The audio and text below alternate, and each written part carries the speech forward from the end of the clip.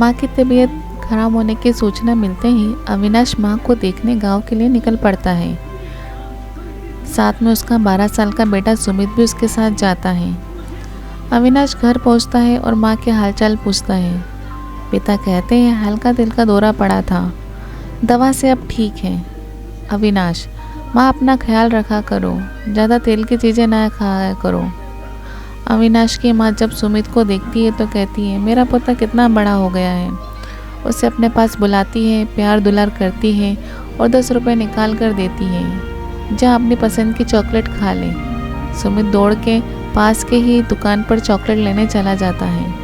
अविनाश, माँ तुम भी ना, बच्चों को पैसे नहीं देना चाहिए। माँ चुप कर, तू भी तो पैसे लेता था। अविनाश, माँ तब की बात कुछ और थी।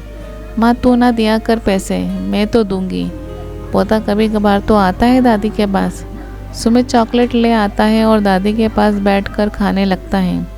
दादी सुमित को चॉकलेट खाता देख भलाइयाँ लेती है, किसी की बुरी नज़र ना लगे मेरे पोते को।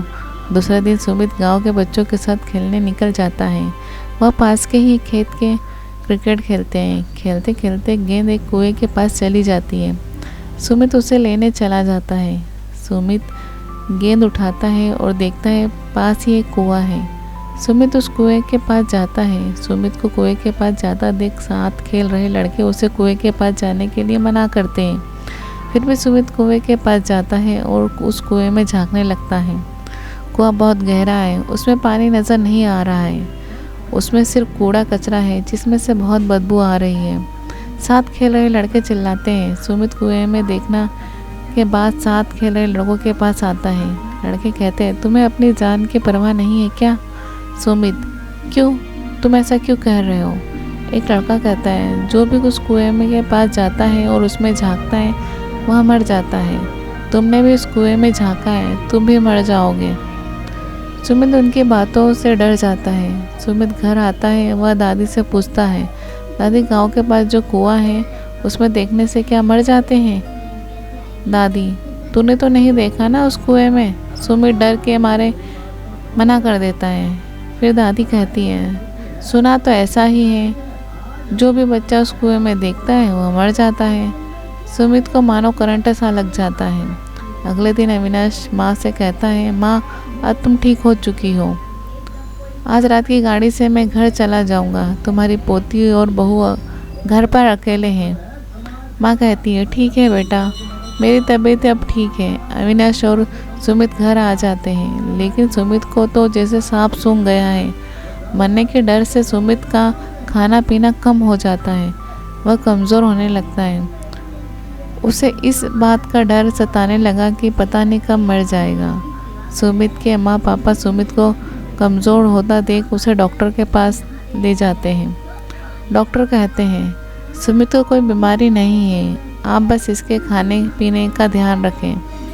माँ पापा उसे ठीक से खाना खाने के लिए कहते हैं, लेकिन वह डर के मारे ज़्यादा नहीं खा पाता।